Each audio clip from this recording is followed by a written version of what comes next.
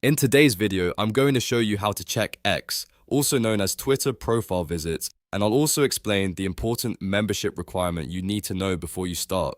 This is a quick tutorial for anyone who wants to see profile analytics, understand where the option is located, and figure out why it may not be visible on a standard account. If this video helps, make sure to hit the like button and subscribe for more simple tech tutorials just like this. Alright, let's get into it. First, log into your X account using either the website or the app.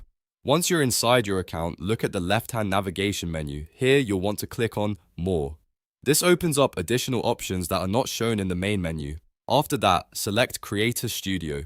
Creator Studio is where X keeps some of the deeper account and content tools, including performance and analytics-related features. Once Creator Studio opens, click on Analytics. This is the section where you can review account data and see performance information related to your profile and posts. Now, here's the key part.